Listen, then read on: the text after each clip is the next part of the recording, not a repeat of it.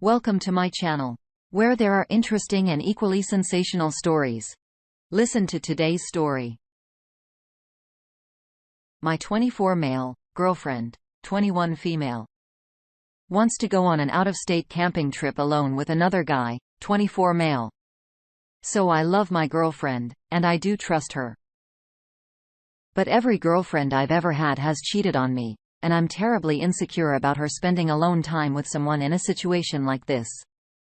We have been together for 2 years now. I met her in my senior year of college because my college town was her hometown. I moved up to her college town to live with her after I graduated, and I found a great job there. For months, she's been talking about us going to Maine to camp for a week for vacation with one of her best friends. Let's call him Kyle and his girlfriend. I've never met Kyle since she lives 2 hours from him now, but she was very open with me when I asked her about him. He's been one of her closest friends since middle school. They liked each other for a bit throughout the years, and the summer after she graduated high school, she had sex with him, but it never went anywhere else because she was going to school and he ended up meeting this girl. His current girlfriend, let's call her Anna, soon after. They've been together since. So I was all down for a couple's trip. Well, recently, I found out the week they had planned. I'm being sent out of state for business and can't take off. And now Kyle's girlfriend can't go either. So it will be just my girlfriend and Kyle on the coast of Maine, camping, and spending alone time together for a week. I asked her what Anna thinks of this, and she said she's only met Anna a few times, that she knows my girlfriend and her boyfriend had a sexual past, but that it's okay because she trusts him and knows how excited my girlfriend and him are to catch up and see a new state. I want to tell her no, but I can't be that boyfriend. It's the only week she has off between summer and fall semester. And she said her friend Kyle is moving to North Carolina for a new job in September, so she will probably not see him for a long, long time. It wouldn't be fair to expect her to stay home for her only week off from school because I have to go on a business trip either. But I can't help but feel it's unfair to me to run off with an old flame current friend. It just seems really off to me. I've never met this guy. I don't know his motives. And he's going to be sleeping with my girlfriend in our dog in a tent for a week. How do I tell her I don't want her to go alone together without being a controlling douchebag? Let's get a quick comment from the community before we move on to the update. Armchair Anger says, I don't think you're unreasonable to be concerned by this. The fact that it explicitly began as a couple's trip and has now turned into due to outside factors. Yes, a trip between just her and him has me a little edgy to begin with, but the fact that they'll be sharing a tent puts it over the line to me. Would she be comfortable if you slept in the same hotel room as a former hookup for a week? Because barring the hiking and other outdoor activities, that's essentially the same scenario. Personally, I don't feel that this is you being controlling or a scenario where you don't trust her. The situation itself is what's become inappropriate. The Opa responds with, honestly, she would be okay with it. That's why I felt ashamed for not being okay with it. If there was a good reason for me to be there in the first place, she would let me sleep in a one-bed hotel room with my ex-girlfriend because, sweetie, it's cheaper and you should try and be a frugal when you can. She's never been betrayed by someone close to her, so her guard is always down. And she's very docile and naive in a beautiful, almost childlike kind of way. So I truly, honestly, don't think she sees anything wrong with this because of how non-caring and trusting she is. I think she might feel everyone should be that way. And here's the update. I decided to talk to her about my feelings and see how she dealt with them. Telling her she needed to re-expand it to a group trip and not share a tent alone with him. Here's how it went. So she comes home, and she's so excited to show me the new climbing gear she bought for that trip. Great. I tell her we need to talk about the trip and Kyle, and she looks a little worried. I prefaced the conversation asking more about her and Kyle's relationship. From what I gathered, they're closer than I thought, yet this actually reassures me.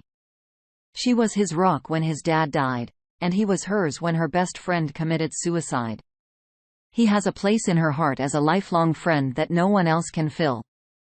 And I have one in hers as a lifelong partner that no one else can either. I have to suck it up and live with that.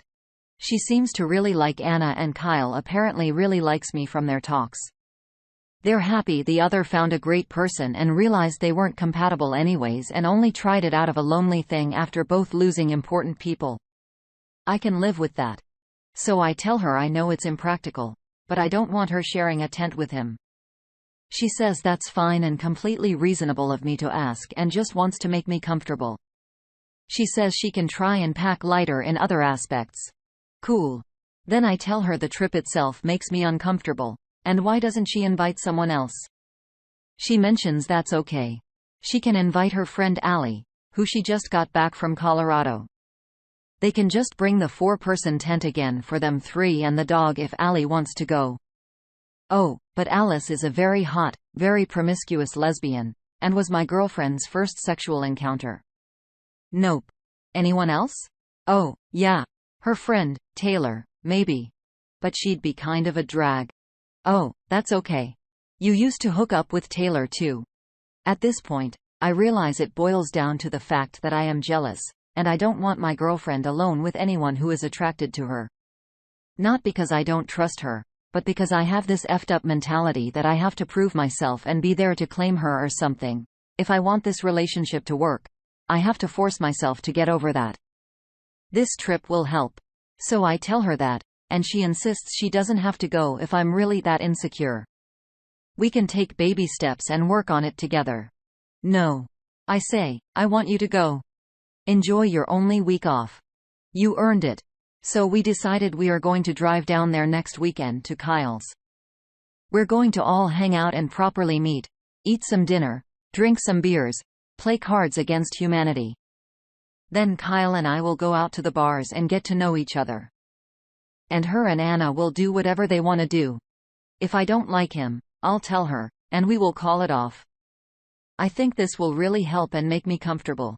In the end, my girlfriend's sexual past makes me uncomfortable, but I'm sure mine from my fraternity days scares a crap out of her too.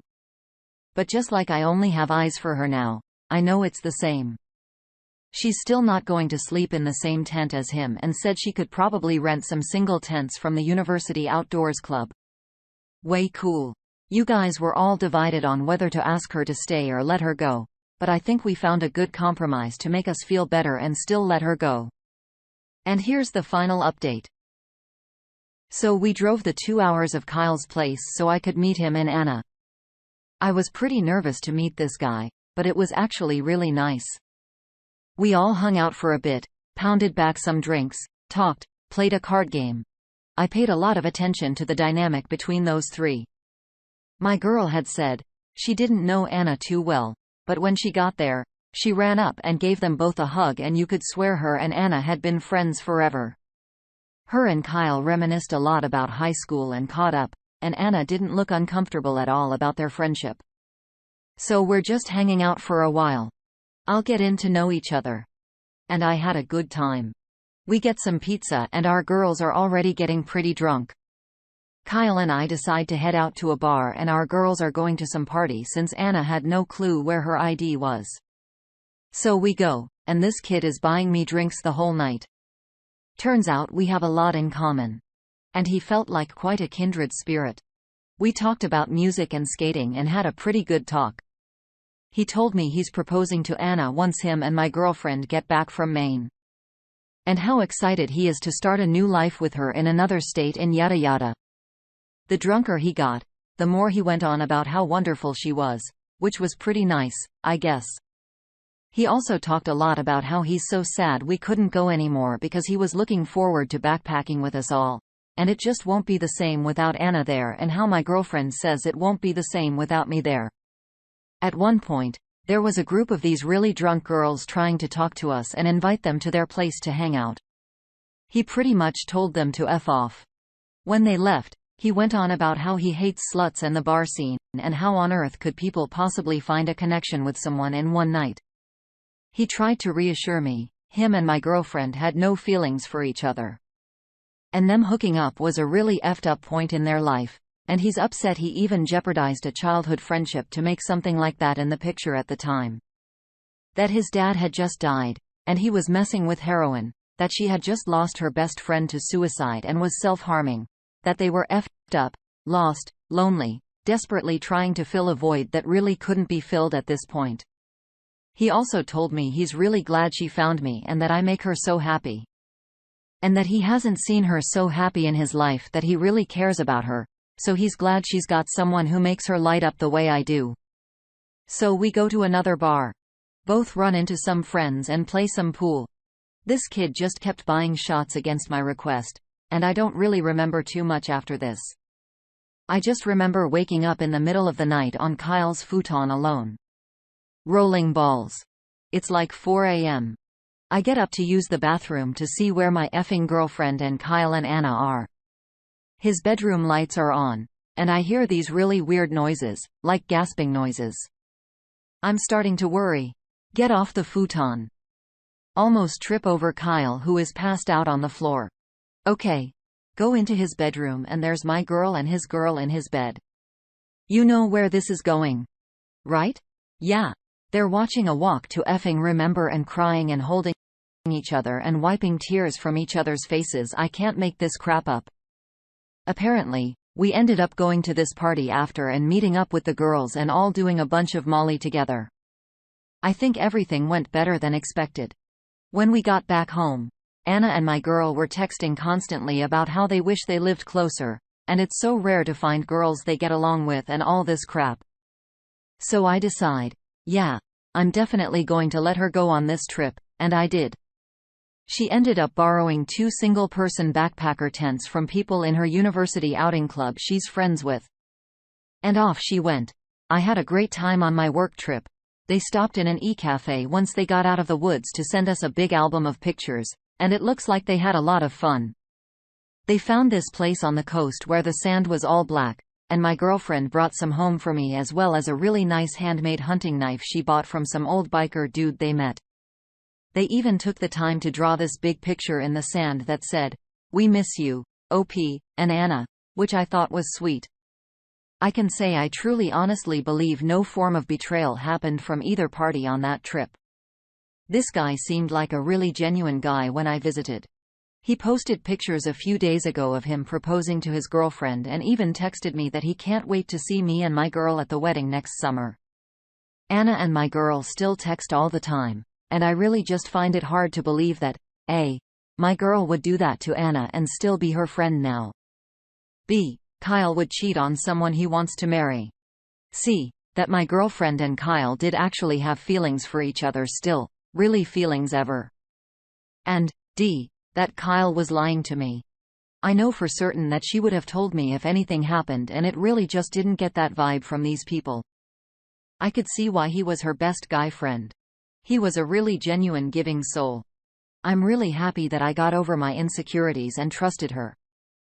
I think this has made me a lot more secure in our relationship and don't think this was an emotional betrayal at all. I've learned to let her have her own life a bit more, and letting go has lifted a big weight off my shoulders. We're currently planning for a short winter trip to the Smoky Mountains over her Christmas break, just us. And I got my promotion, and I'm taking over the office in October. Life is good.